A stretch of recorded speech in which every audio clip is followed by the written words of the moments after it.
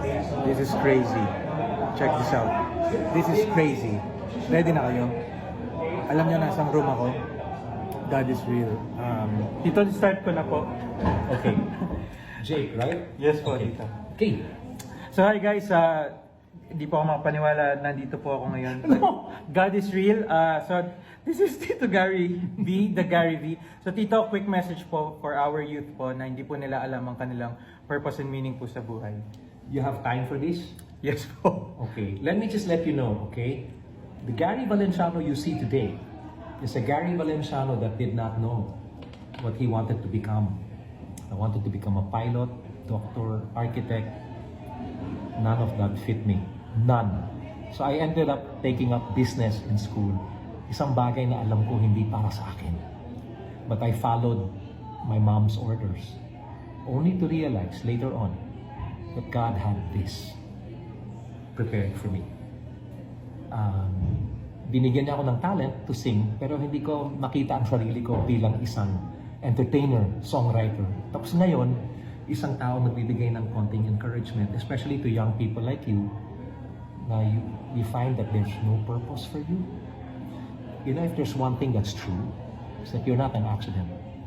So God did not make you and then say, ay, sorry Jake, ay, kamali ako. Kasi wala akong purpose para sa'yo.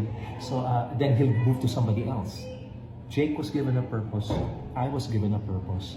I discovered it later on in life. But God's timing is His timing. We can study for certain things and become something else. Don't fear. Okay? If I were you, what you need is wisdom. And you can come before the Lord and ask for wisdom. Tell Him to shine it upon your heart. Be bold in asking Him. Be audible. Yung tipong maririnig mo ang sarili mo na kinakausap siya. And say it in your own words, Lord, hindi ko talaga alam kung ano ang purpose ko sa buhay. But if I am made in your image and your likeness, which is the truth, listen, you are made in the image and the likeness of God. So there is a purpose for you. Okay? There is. It may be a journey. It may take time before you discover it. But when you do, when God shows it to you, no matter how big or how different that purpose may be, you will know with peace in your heart. When others may not understand, you will understand. You will know. Actually, baka hindi mo nga maintindihan kung bakit yan ang naging purpose mo, but you will have so much peace in your heart na yan talaga ang purpose mo sa buhay.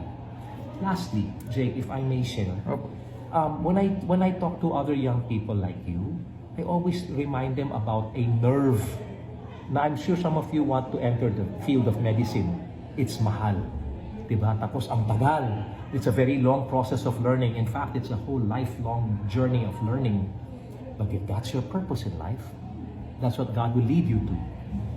But for those of you who might be wanting to be something or don't even know what you want to become, remember, you don't have to be known by the world in order to have a purpose. Your numbers do not need to be big on social media because numbers will never define who you are.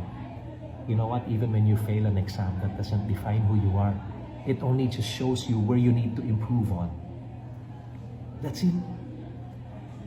There is a nerve that we have in the middle of our heads, somewhere here. It's called the vestibulocochlear nerve. Did you know that? I know now, Tito. Okay, it's a vestibulocochlear nerve. Research on it. Basically, it's a nerve that is somewhere inside that gives us the sense of equilibrium.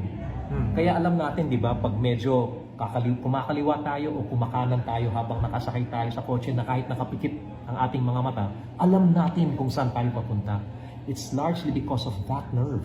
It gives us a sense of equilibrium or balance. Pag wala yun, kahit si Carlos Yulo mahihirapan talaga. He cannot find his sense of balance. Alam nyo ba na may vestibulocochlear nerve? Nakikita ba ang vestibulocochlear nerve? You don't see it, but it has a purpose. So you may not be like your friends who have so many numbers, who look great, who know how to dress up, who know how to be content creators. That might not be your calling.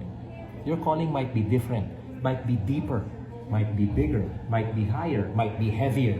But whatever it is, It's that God created you for a purpose that only He and you will know through the course of time, through the course of life.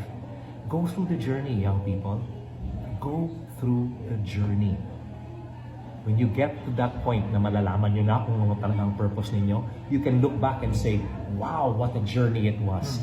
But then, pag umabot na kayo doon, you'll see why you had to go through that journey of uncertainty, that journey of insecurity, that journey of frustration and impatience. Eh, alam na ni Lord na yan ang magiging reaction ninyo eh. So don't give up on finding out what your purpose is, because God's not giving up on you. He never will. That's not the kind of God you and I have. Okay? So that's all I wanted to share.